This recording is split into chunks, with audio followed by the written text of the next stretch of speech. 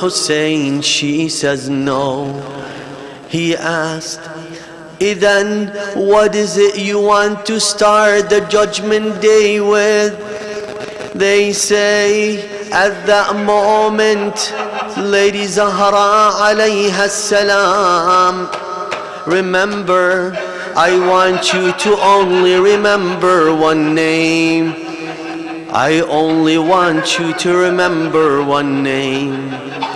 Lady Zahra alayha salam, dear brothers and sisters, takes out the hands of Abbas alayhi salam and says, Ya Adlu, Ya Hakim.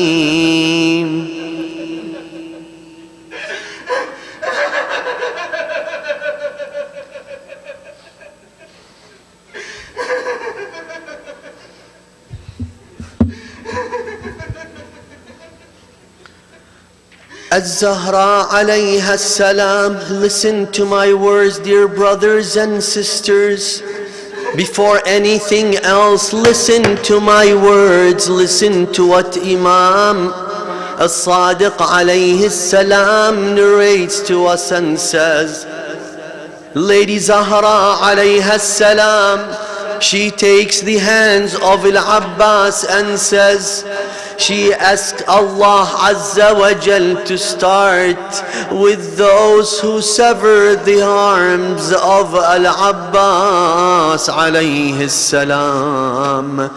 They say, dear brothers and sisters, if from the young age Al-Abbas alayhi salam was always been taken care of by his mother al-Baneen. She was always teaching him to make sure to take care of his brother, his master Imam Hussein. Dear brothers and sisters, they say Al-Abbas alayhi salam would always look up towards Imam Hussein. Wherever Imam Hussein is, he would go and make sure he's serving his brother Imam Hussein. Now all of you, I want you to repeat with me. I want to hear only one thing tonight, right now, one thing only. The one word, Abbas, Abbas, Abbas, Abbas. Everyone together, Abbas, Abbas, Abbas, Abbas, Ya Abbas, Ya Abbas, Ya Abbas, salawat.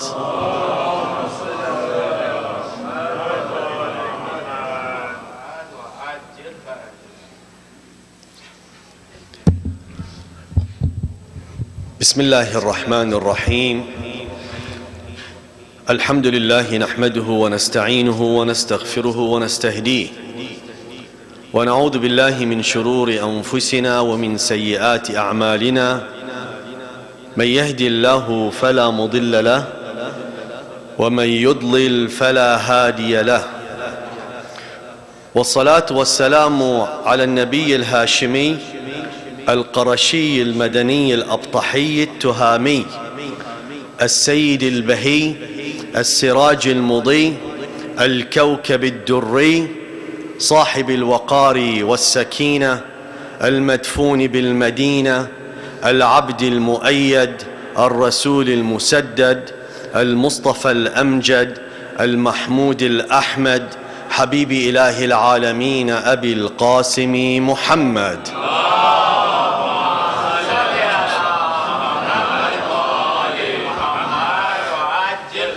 وعلى آل بيته الطيبين الطاهرين. بسم الله الرحمن الرحيم. رب اشرح لي صدري ويسر لي أمري واحلل عقدة من لساني يفقه قولي. Dear brothers and sisters, Assalamu alaikum wa rahmatullahi wa barakatuh. Allah the Almighty says in the Holy Quran, أعوذ بالله من الشيطان الرجيم بسم الله الرحمن الرحيم واعبدوا الله ولا تشركوا به شيئا وبالوالدين إحسانا وبذي القربى واليتامى والمساكين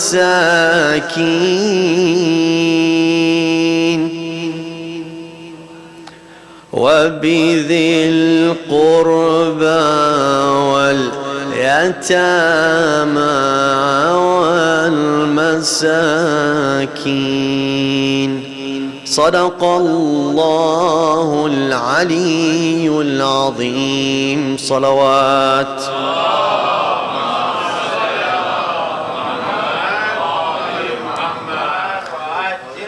Dear brothers and sisters, Assalamu alaikum wa rahmatullahi wa barakatuhu once again. And tonight we gather together for the commemoration of one of the greatest personalities, one of the greatest individuals that walked on the face of this earth. One who the Imams alayhim afdal salati wassalam themselves addressed him with the highest of status. It's enough when our Imams, the Immaculates alayhim salam, address an individual with the statement of Al-Abdus Salih. Dear brothers and sisters, it is important that we realize the greatness of this individual. It's important that we understand his sacrifice, and it's important that we are participants in making sure that we keep his mentioning throughout time. We remind ourselves through the sacrifices that he offered, what he did on the day of Muharram, on the day of Ashur, in the land of Karbala. For this, dear brothers and sisters, I thank you for making sure that you come here together as a community, because as I just described in the verse that Allah Azza wa Jal revealed on the Holy Prophet Muhammad sallallahu alayhi wa alihi wa sallam,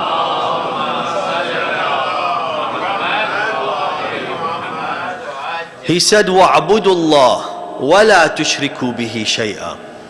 Serve Allah, worship Him, and do not associate anything with Him. وَبِالْوَالِدَيْنِ إِحْسَانًا.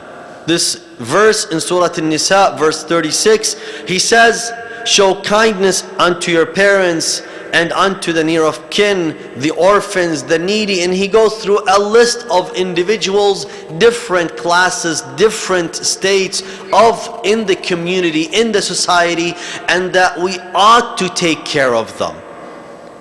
Because Allah ends this verse, because of the lack of time, I didn't go through the recitation of the entire verse, but he ends this verse with, إِنَّ اللَّهَ لَا يُحِبُّ مَنْ كَانَ مُخْتَالًا فَخُورًا.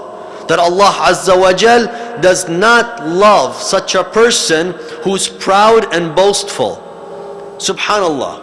Why do I want to emphasize on this verse? Because here are individuals that Allah Azza wa Jal wants us to be like. He says, you want to be like this? This is how you should do. First of all, A'budullah. There is serving Allah. There is being of those who are serving the Lord and do not associate with Him.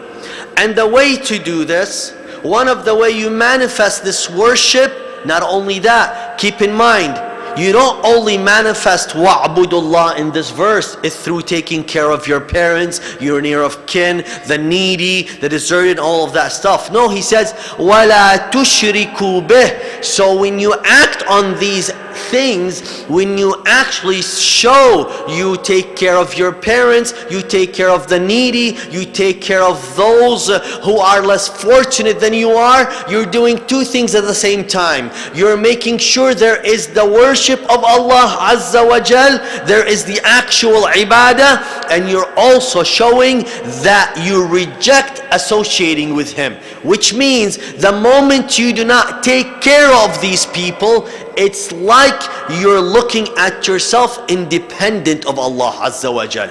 And that is why Allah showed us in different levels amongst each other. So we can see the different classes amongst ourselves to remember our relationship to Allah Azza wa Jal. No human being can live all alone. We have need from one another. We rely on one another. And that dependency on one another will make us remember the ultimate dependency that we have on Allah Azza wa Jal. Because today I need you a little bit, but I need someone else more, and I need someone else even more, until I realize my need is at its highest in even existing on Allah Azza wa Jal. So this way of thinking, it truly shapes the way we think and our minds. Now, it is important to connect with one another. One of my dreams, as I was sharing with some of the brothers and sisters in the past few nights, is actually building what I call the human network that we have here. This human network, you and I see now, all of you are looking at one. But imagine each one is looking at many, and the many are connected to the many. Each one of you become a resource to all of you, and all of you become a resource to each one of you. In that, you're building an exponential growth of strength within the bonds that strengthens these bonds of the community. Because that net is not one that is made of one-to-one. Each person is what? Is one-to-many, and each person is receiving many to one to him. So this, when you start knitting something, the more that knit is stronger, the more it has many lines to it, the stronger it becomes. So imagine you give many, and each of the many is giving you, creating this very strong bond. We need to connect to each other, truly connect to each other, which means what? I know you beyond just the face recognition. I know you as a person. I know you as an individual. One of the most important things today, in today's world, is what? The social networking. But yet, how do we carry the social networking in our lives? The Twitter, the Facebook, the Instagram, the, what else is going on? What's that? Vine, and whatever else is there. Right? There are so many different methods that we see, specifically our youth investing in them, putting so much time and effort in these social networking. But yet, how is it being utilized? The social networking today, dear brothers and sisters, is a double-edged sword, especially at a young age. You're supposed to be exploring life, not exposing your life. There's a difference. Okay? I just came up with this one. Alright? This is an inspiration from Al-Abbas alayhi salam. Sallu ala Muhammad wa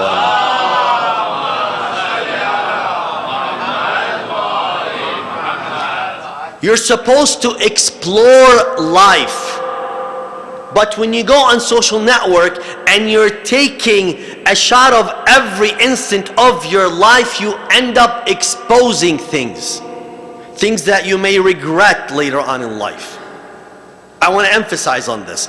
Now, when we don't connect together in the close proximity, of course, some young men and young women, some adults today, they're watching and benefiting, for example, from YouTube as we broadcast these sessions, right?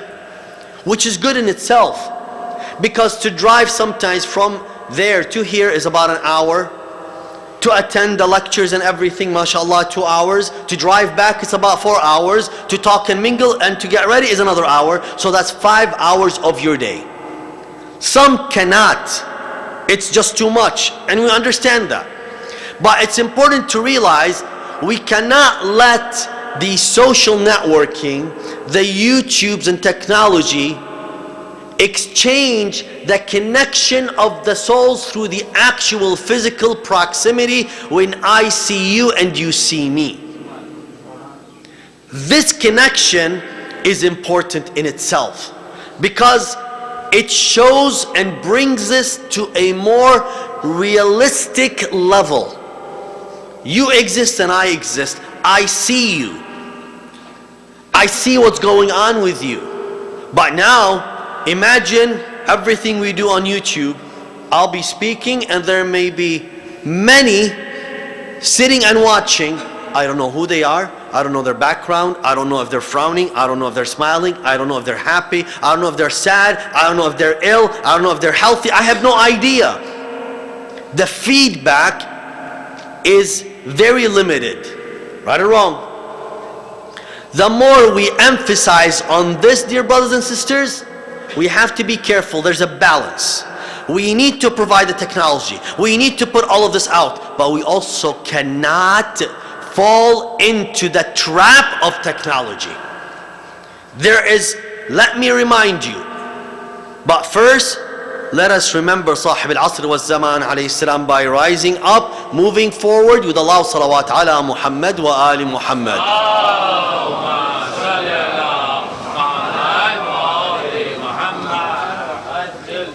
So, we cannot, when it comes to technology, I need you to remember this very clearly. My career, my profession, I architect solutions in technology.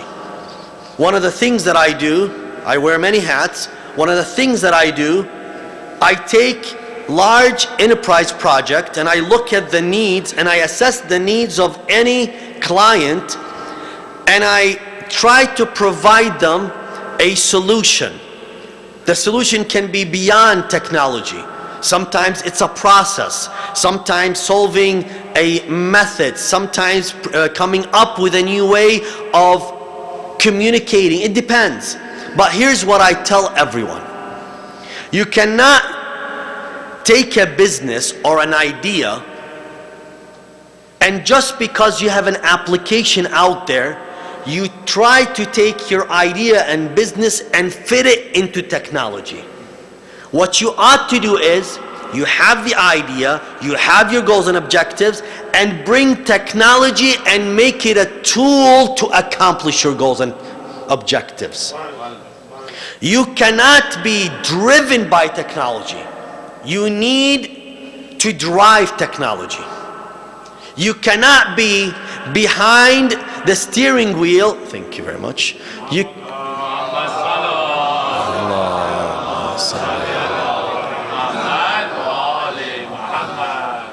You cannot be, as an individual or as a family or as a community, be driven by technology. And what do I mean by that? The engineers at Facebook, the engineers at Twitter, the software engineers at Instagram or at YouTube, they are the ones coming up with ideas, and you are adapting your life to their ideas. They tell you how to communicate. They dictate how to share data. They dictate how to talk to one another. You then have lost control of yourself and your destiny and your destination. It is dictated by someone else. And worst of it, it's an engineer. Imagine an engineer dictating your social life. Seriously, that would be sad. Engineers understand why I say that, right? Now, I need to understand my self, the I in me, because the only one the only one I release myself completely to and let Him control me absolutely is the one who in the first place has the absolute control over me. It's Allah Azza wa Jalla. Anything else comes with what? A judgment from my end. So here, when I lose touch with this social gathering, I have a problem. I have a serious issue. I need to make sure these gatherings are alive. I need to make sure that I'm very busy to see you is not in my vocabulary. One of the scholars, one day, when he greeted someone, he said, Assalamu alaikum. The man looked at him, I was standing there. He said, Assalamu alaikum, Sayyidina, how are you? He said, Alhamdulillah, and he walked away. I looked at him, I was like, why did he just walk away so quickly? And I went after him, I said, Sayyidina, did he do anything? He goes, no, Sayyid, I was just preventing him from lying any further. I said, why? He's like, did you see how he said, how are you, Sayyidina? And he was about to say, I missed you. I said, so? He said, Sayyid, if the how are you, the warmth of the how are you could have been relieved, he knows my number, he could have called me many times. So I knew that was a prelude to another lie. How are you? Long time no see. I wanted to talk to you. You could have called me. What is here? What are we addressing here in this issue? That sometimes we're geographically very distributed in a very wide range of cities, of places. It might be hard for us to get together, for us to see one another. We start replacing it by other means. One of the evils of this century, of this 2014, you know what it is? One of the biggest, this evil compared to Facebook is an angel. Compared to Instagram, it's an angel. What is it? This evil exists right now amongst us. No, cell phone is text messaging in that cell phone. A smartphone. It's funny, I said that, someone just dropped the cell phone, looked at me. Texting. Oh, Saeed, I'm texting your lecture. Sure. They can YouTube it. Although I don't like that. Hopefully they don't have it on there. By the way, I don't like any of my lectures to be taped, period. Just in case you wonder. Online once and that's it. No taping. So, it's just a philosophy in my mind. Don't ask me why. But texting. We text. Honestly, I witnessed this in my own eyes. I went and I was visiting a family, a very respectful family. They're all wonderful people. There were 3 young men and a young girl, the father and the mother. They sat down, Assalamu alaikum Sayyidina, how are you? Alhamdulillah, great, greeting and all that stuff. We're sitting down to eat.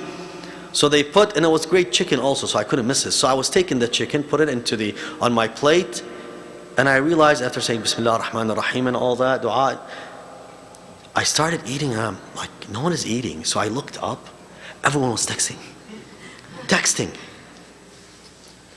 That's a serious problem. How many times you're tempted when you're talking, someone is there and your cell phone just shakes, vibrates. What do? You want to know who it is. Like, my God, I need to answer that. This is, by the way, now we're losing control of ourselves. You think this is only the beginning of technology. You think this is the end? This is only the beginning. Wait until you see what comes up soon.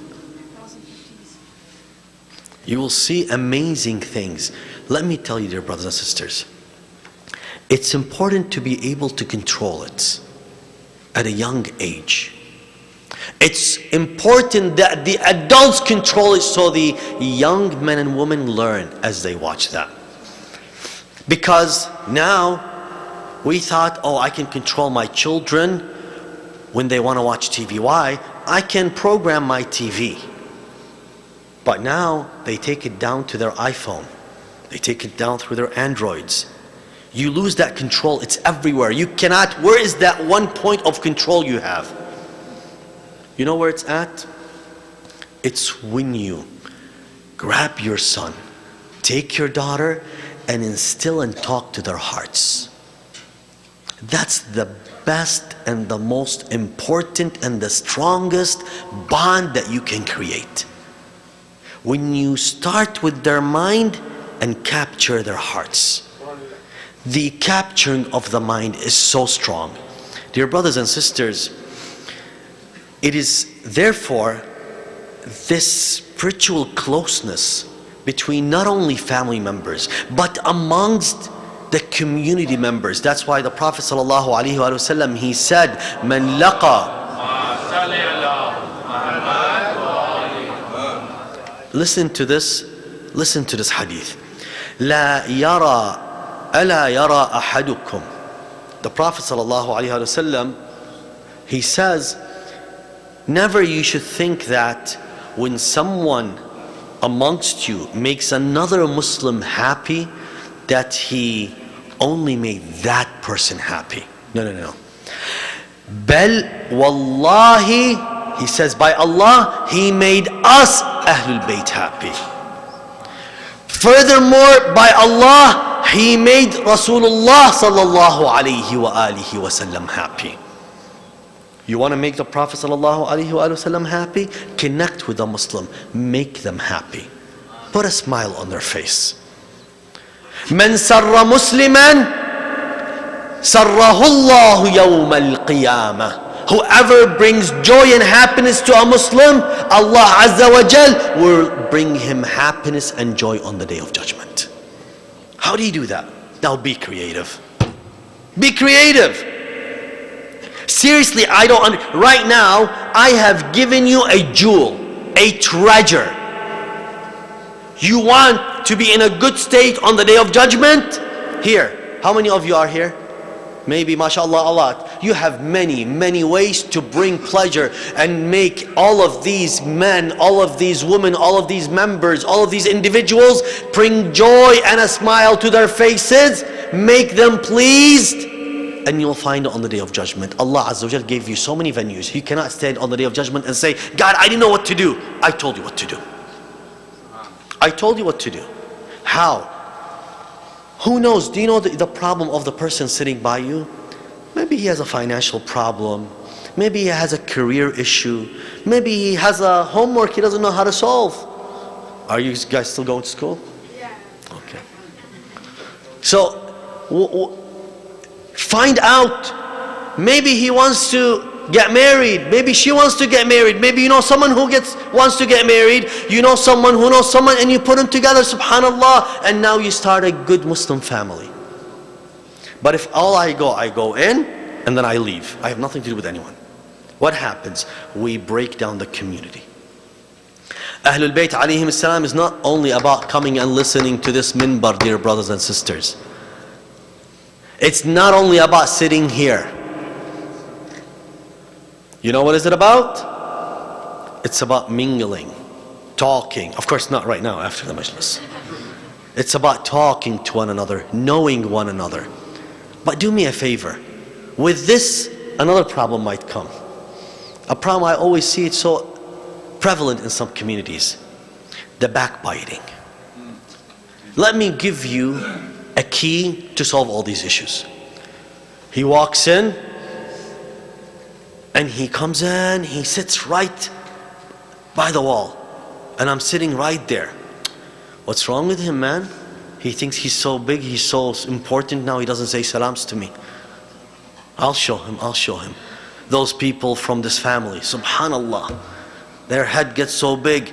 Yeah, they're from this village, subhanallah, all of them are like this. First it starts with the individual, then it starts with the family, then I generalize it with the whole village, right or wrong?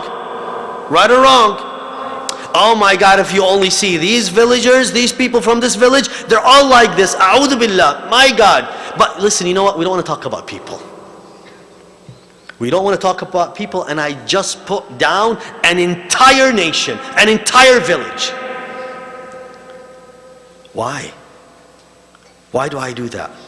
There is one thing I did not listen to what the Prophet ﷺ in the following hadith. احمل أخاك, give your brother 70 excuses. Truly you ran out of 70 excuses, you cannot give him one? You can't give him one? Or her one? That's the problem. Wallahi, that's an issue. Well, honestly, the solution is so interesting, so simple. Well, he might have been busy. Well, he might not have seen me. Well, I might have been so transparent he did not see me. You know, make it, just enjoy, make it something positive. Right or wrong? Wallahi, and I swear by Allah, if we take this religion in its simplest forms, we can solve every problem and issue in our society. Let us remember Imam Sahib al-Asr wa Zaman. Stand up, say salawat, and move forward again, please.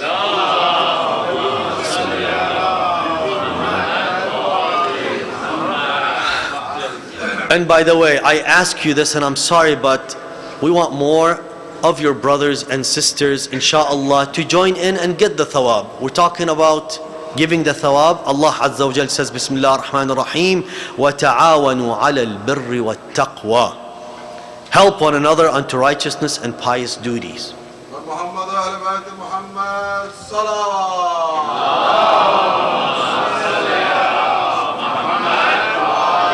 In the last of his wills, Imam Ali ibn Abi Talib alayhi salam, you know what does he say?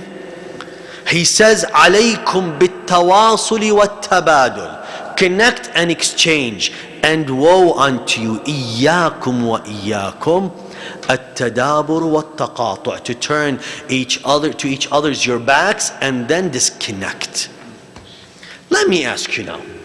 Let me ask you, each one of you here, in your database, in your phone book, how many people have you not talked, who you talk to, who you know, have you not talked for over 3 days, 1 week, 2 weeks, 1 month? Why? You forgot about them? They were close, remember them. It goes like this: parents, near of kin, and those of you who are neighboring you, the physical proximity. Check on them. No, do you see a face missing? Look around you. Is there a face missing that you used to see? Check on him and her. Maybe they're in the hospital all alone, no one there for them, and something happened to them and they feel all lonely. I swear by Allah, to go and check on a sick or ill person has so much blessings in this life and the hereafter.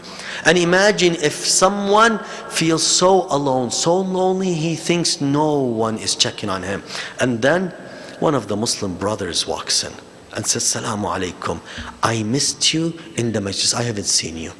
Do you know what this, it brings life back to this person. So is there someone amongst you that you don't see? Maybe there is someone amongst you that you found out he deceased, he passed away. Where was he buried? Let me go visit him at his grave. Maybe it's far, then let me recite Al-Fatiha on his soul. See these little things? Are they hard? They're solutions that once we do them, I start caring about each and every one. And by the way, one of the wonders of these actions, that your whole entire system changes. It affects you from your brain downward, from your mind. Allah Azza wa Jal, sometimes things happen in a very strange way, that suddenly you're able to do more, you have more time. You know, there's a blessing. Sometimes we all have 24 hours in our days, right or wrong? But some of us, this 24 hours goes by so fast, like, what happened, man? I just woke up. There is no blessing in your time. Your time is not blessed. You know why? You don't do any of the stuff. The moment you take a moment and you actually bless your time, bless your hours, bless your moments, and bring them, revive them, with things Allah Azza wa Jalla. You know the beautiful thing, if you do all this, because Allah instructs you to do it. You go and ask someone, when you see someone and say, why did you do it? A brother of mine, a very good brother of mine, okay? For some reason I remember he sent me something that completely brought me to tears. He remembered me, he said, for the sake of our Imam. I'm like, oh my God, he's asking me for the sake of our Imam? I'll put him on my head. Imagine that bond. Dear brothers, build the bonds between one another for the sake of Allah Azza wa Jal. And when we do that, the best way is to take care of the near of kin. Because Rasul sallallahu alaihi wasallam says, one of you amongst you, maybe only 3 years are remained of his life, and he takes care of his near of kin. Allah Azza wa Jal makes those 3 years into 30 years. One of his companions of Imam Sadiq alayhi salam, when he came, there were people sitting around, and he told him, Ya Maysir, his name is Maysir, and Imam alayhi salam wanted to share what Maysir is doing so people could benefit. He said, Ya Maysir, tell me, at your young age, you're mashallah, at this age, at your young age, you did something that Allah Azza wa Jal extended your life. He was talking to the Imam, I don't know, I didn't. He goes, oh no, what is it that you used to do, that you used to do all the time? Tell me. The Imam instructing Maysir Bad has to answer, you know. He said, oh my dear Imam, it was simple. I used to be a young man, when I used to be a young man, I used to work and I used to get paid 5 dirahim. I used to take these 5 dirahim and give it to my uncle because he was needy. No one knew that. Subhanallah, he took care of his uncle, Allah extended his life. Dear brothers and sisters, look at these issues when someone takes care of another. Because our Prophet ﷺ also emphasizes to us, and he says, and our Imams, you know, the limits of neighbors extends to 40 neighbors each way. 40 houses, right, left, north, south. It's an entire neighborhood. I need to extend myself, see what they do. Try to seek closeness to them. Maybe that's asking too much on my behalf, but it's the Prophet ﷺ that says that. I know it's not easy. This is not easy in today's world. Imagine knocking on the doors of your neighbors. It's like, what's wrong with you? But there are ways to do it. You know how? It's simple. When you're cutting the grass, and you know your neighbors are older people, cut the grass for them without even making it sound, unless they don't want to, that's something else. When a problem happens, we had a flood in Michigan, in Dearborn, just this year. A flood took place, okay? And it was very simple. I came home, alhamdulillah, I saw everything was okay, but I remember there were seniors around me in the neighborhood. I just thought of it, what could happen? And honestly, I don't usually do this, but it's flooding, so I thought, let me just knock on the door, check on them. And I went and I checked on the first one. Are you okay? Everything's fine? They looked at me and they're like, yeah. They were so like surprised. I said, you know, I'm your neighbor, I just want to make sure that you're okay. If you need anything, let me know. And I just went to someone else, just visited four houses close by that I know they're old and they can't. You know what happened next day? Next day, the first thing when I came back from work, it was so funny. I see someone knocking on the door, and keep in mind, I'm at work most of the time. I travel, and so someone knocking on my door, it's like, who is knocking? And I see a pizza delivery. I'm like, I don't order pizza. I'm not kidding. He's like, yeah, Mr. and Mrs. across from the street sent you this as a gift because they thought you just came back from work and you must be tired, so they want to make sure you're taken care of. I'm like, wow. Halal pizza. It was veggie, it was veggie. Only asked at a majlis.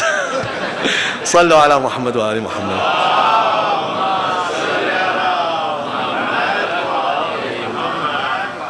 Small things. Small things. Nowadays we're so disconnected. But it's okay. Now you can't, I'm going to talk about this community amongst us here. Let me ask you.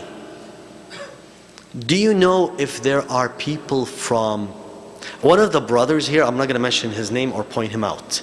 He came to me, he's like, Sayyidina. He thanked me for the majlis and all that. He goes, I'm surprised, I'm shocked. I'm like, what? I thought, oh my God, did I say something wrong? He misunderstood it. I'm like, Haji, what's wrong? He goes, this place, I don't see Americans in it. I don't see the blonde blue eyes here sitting. Where are they? The American, those who were born and raised here. Where are they? I said, I don't know. He said, why aren't they bringing their neighbors? Why aren't they extending bring them to the majlis, let them understand who. Why? Honestly, because we don't have the courage to do that yet. Because I cannot, just because in Muharram I go knock on the door and say, come on, no, we have to be friends. We have to be friends. In Dearborn, we did something very interesting. Let me give you this experience. We used to, in Dearborn there are a lot of people. But some people do not go to Islamic centers just because. They don't want to go. They decided, I don't like there's this trend, I do not go to Islamic centers. Or I do not like to listen to religious lectures and all that stuff. But all of them love Imam Hussein alayhi salam. So we decided we're going to take a hall, a cultural hall, and we're going to open it to anyone that wants to attend with no conditions. It does not matter who you are, what you're dressed, just come in. It's not an Islamic center, it's open for everyone. Dear brothers and sisters, and we kept on pushing, reaching out. We started having some of the neighbors. We realized one thing. MashaAllah, the crowd started getting big. We went out to the neighbors and knocked on the doors to explain to them. And we invited them over. But we agreed on one thing. You know what it was? When those who are not of our Islamic heritage and culture come in, greet them in a way, take care of them in a way, they feel truly home. But that's who we are. And I tell you, here's where we ran into an issue. When it came to the time of the Noha, at one point we had a few of the neighbors actually come. And we had so many of them, and they're Americans. We're Americans, but you know what I mean. They're American born, what do you call them? Caucasians, yeah. Well, so anyways, I don't know what that means, so I'm going to skip it. But anyways, they walked in and it was about time to do the Noha, the Azadari, and we're like, I saw some of the board members come to me and they whispered, Sayyid, cancel this. Say, don't do that. Say, we don't want. I'm like, hold on, why are you so scared? This is our culture, this is who we are. Let's show them, but let's show it right. So I made sure I take the most calmest of all Nohas. Okay, the first thing. And I made it into a story. I tell you, I swear to God.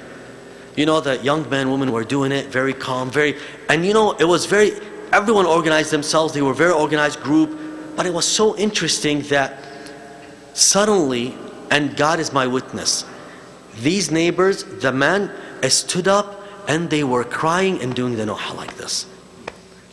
It was so impressive how this touched their hearts.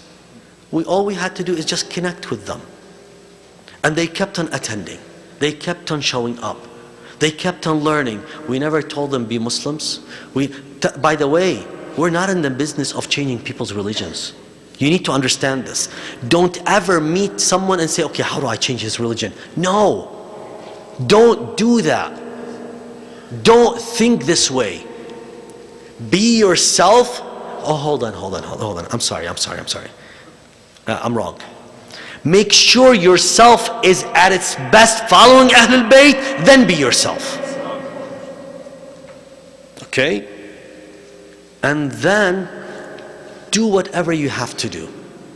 Let me give you another story. I swear to God, this happened to me when I was in a hurry. I had to go. At 3 p.m. I had an appointment. I needed to pick up my passport to travel to Iraq. And I had my other passport at the Saudi embassy to get my visa to the Hajj. So I went and applied for another passport, and I was on the way. I was in a hurry. At 2:45, and I have to pick up the passport at 3 p.m.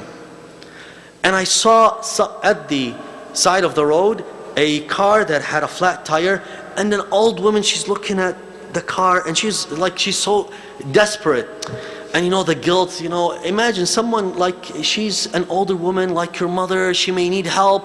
So I pulled over. The fastest I ever in my life changed a tire.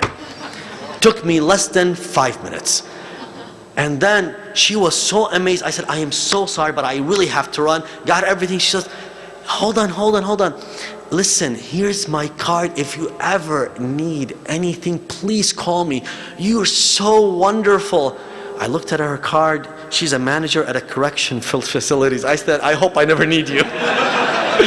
Got in the car and left. All this, what happened? But here's one thing that I made sure. When as she's standing, she's like, so what do you do for a living? She's trying to strike a conversation. I was in a hurry. And I said, my name is Haidar. She's like, Haidar, where are you from? I said, I'm a Muslim, an American Muslim who originally born in Iraq. It's like, oh. And she stepped back, put a smile, then stepped forward and kept on like, wow, you're changing mindsets through these different small acts. How did I learn this? Why is it, dear brothers and sisters, here's what I want you, why did I feel guilty leaving this old woman on the side of the road? I was going on the highway, and of course I was not speeding, but I was trying to get to my appointment. But when I looked at this old woman, I did not accept leaving her like this. She's not someone I know. Why do you think that happened? That guilt, it triggered in my heart.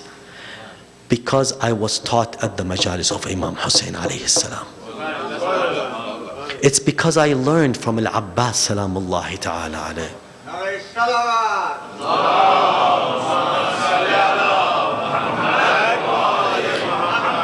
Dear brothers and sisters, when I understand Al-Abbas alayhi salam went out of his way to do what he did, I want you to listen to me. Tonight I will not accept any interruptions. Tonight is Al-Abbas alayhi salam.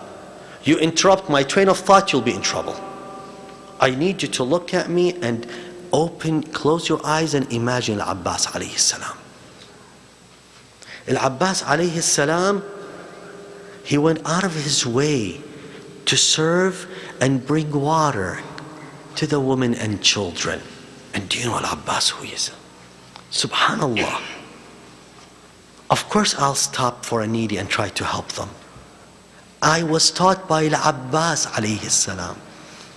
Al-Abbas brought his sister Zainab alayhi salam, and she always looked at him as her protector. Al-Abbas alayhi salam was taking Sukaina in his arm. She always looked up to him as a protector. Al-Abbas alayhi salam was the one who carried the banner on the battlefield of Karbala because he wanted to serve and protect everyone. Al-Abbas would go from one tent to another because he wanted to take care of everyone around him. Al-Abbas alayhi salam, by the way, he had a relationship where there was a family relationship with some of those who were in the camp of the enemies of Allah Azza wa Jal. And they came to him, they said, Abbas, Abu al-Fadl, come here. You know us and we know you. Why don't you come with us and give you safety Al-Abbas looked at them. Are you crazy? Safety. You want to give me safety? And what about Hussein alayhi salam? You think I leave Hussein alayhi salam? Abbas teaches us integrity. Abbas teaches us character. Abbas teaches us how to be real men. Abbas teaches us how to be real humans. Abbas, we learn from his heart. We learn from his beauty of his soul. Abbas, we learn from every act he carried in Karbala. Abbas, we learn from him how he went through the enemies of Allah to bring the water from the river. Abbas, we see him when he fought his way back through the enemies of Allah Azza wa Jal. Abbas alayhi salam, throughout all this time, by the way, although he's the brother of Imam Hussein alayhi salam, he never used to say brother Hussein. Abbas always looked still, no, I don't want to hear your cries yet. No, not yet. We're talking about Abbas tonight. Hold on.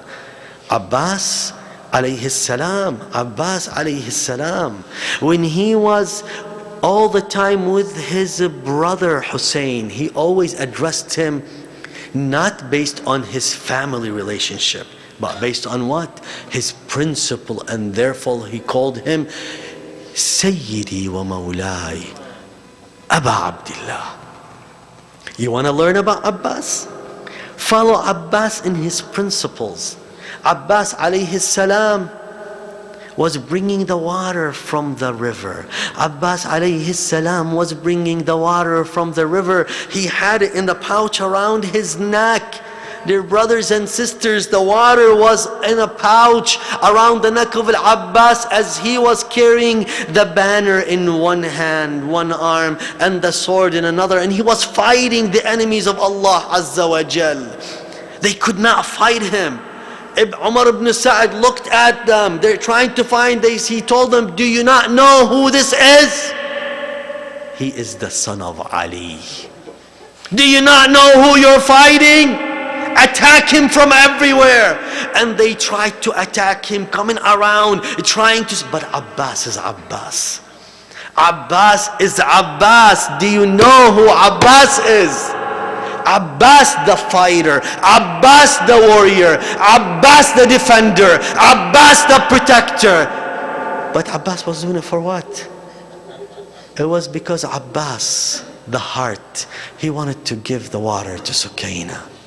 Abbas, the kindness, he wanted to make sure to protect Zainab alayha salam.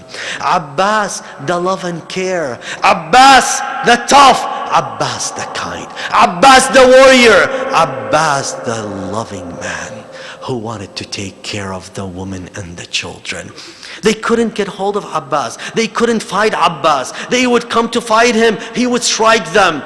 So one of the enemies of Allah, dear brothers and sisters, hid on a palm tree. Looked at Abbas alayhi salam as he's fighting, where he's fighting with the sword. What did they do? They made sure they strike and sever the arms of Al-Abbas. Where the sword and the arm fell on the ground, Al-Abbas held the banner. It's still protecting the water in his left arm. Another man from the enemies of Allah Azza wa Jal hid on a palm tree, also looking at Abbas, and he struck Abbas again, severing his other arm. What does Abbas do, dear brothers and sisters? Does he let the pouch with the water on the ground of Karbala? Does he let the banner fall on the ground of Abbas, the warrior, holds on to the banner, and Abbas, the father, the brother, the uncle, holds on to the water, dear brothers and sisters. And now with no arms but the banner, he's hugging it with whatever is left from his arm and the pouch around his neck. Does he let go of it? No, he's still on the horse, directing himself towards the camp of Hussein. In his mind, behind, there is nothing but Sukaina, but Zainab. And then what? Al-Abbas alayhi salam is going forward, and one of the enemies of Allah, dear brothers and sisters, takes an arrow with 3 heads. It strikes Abbas alayhi salam, hitting Abbas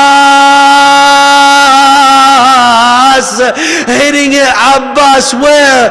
He struck Abbas, one in his eyes, then another one in his chest.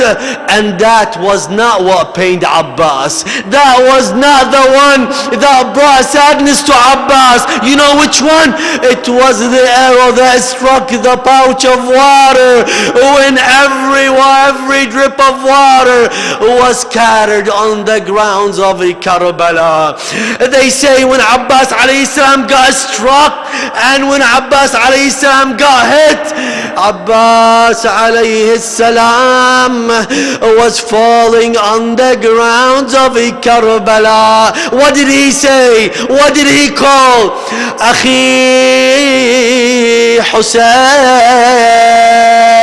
brother Hussein, brother Hussein. Imam Hussein alayhi salam was watching Abbas when he fell on the grounds of Karbala. Dear brothers and sisters, Al-Imam al-Hussein came rushing like a lion, to protect Abbas. But Al-Abbas alayhi salam was on the grounds of Karbala, laying right there. Al-Abbas alayhi salam hears some footsteps. His eyes drenched with blood. His arms are severed. Water everywhere on the ground of Karbala. Hearing someone's footsteps, he said, whoever you are, do not behead me yet. Give me moments. Let me say my last salams to my brother and beloved Imam Hussein. They say Imam Hussein alayhi salam said, Akhi Abbas, Akhi Abbas, I am your brother Hussein. I am your brother Hussein. They say Imam al-Hussein alayhi salam sat down right by the head of Al-Abbas alayhi salam. He said, Akhi Abbas, Ana akhuka al-Hussein. I am your brother Hussein. Abbas, Ana Hussein. Ana Hussein yammak. I am Hussein right by you. Wallah bismak ya Abbas. Abbas, don't worry. I'm here saying your name. Don't worry about it. They say Abbas alayhi salam started breathing. He knows his brother is right by him. They say Imam al-Hussein alayhi salam took Al-Abbas, put his hand under his head and moved his head, put it on his lap. Al-Hussein, Imam Al-Abbas alayhi salam moved his head back to the grounds of Karbala. Al-Hussein alayhi salam took the head of Al-Abbas for the second time, put it on his lap. Al-Abbas alayhi salam took his head and put it back on the grounds of Karbala. For the third time he did this, he said, Akhi Abbas, lima tasna'a hakadha. Why is it you do this? He said, Nura Aini, the light of my eyes. How could I not do this? Right now, you took my head and put it on your lap, but in very few, who's going to put your head on their lap? Oh Hussein. Dear brothers and sisters, they say Imam al-Hussein alayhi salam attempted to carry Al-Abbas to take him back to the camp. Al-Abbas said, Akhi Hussein, leave me here, don't take me anywhere. Al-Imam al-Hussein asked him, Abbas, why? Let me take you. He said,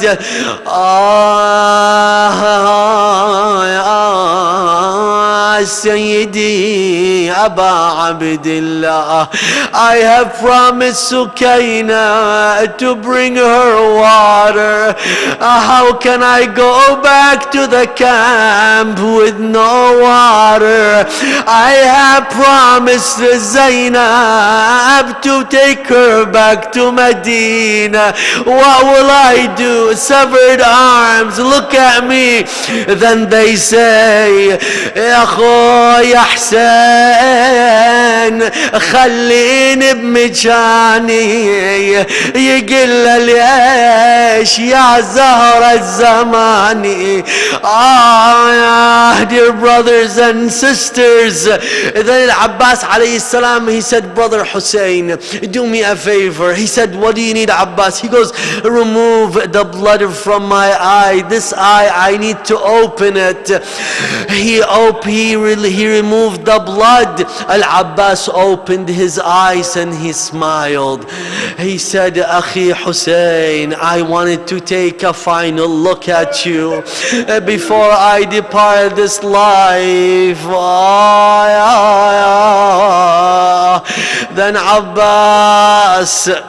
Then Abbas alayhi salam looked at Imam Hussein. Imam Hussein smiled.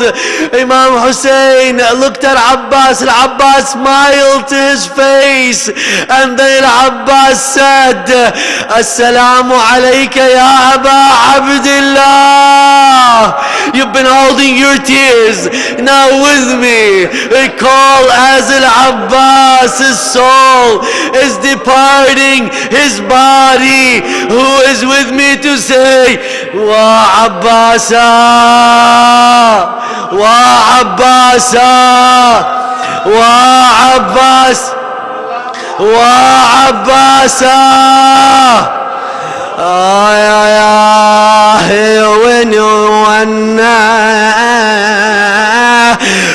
وين حسين والنايات وكل طبرة بقلب حسين.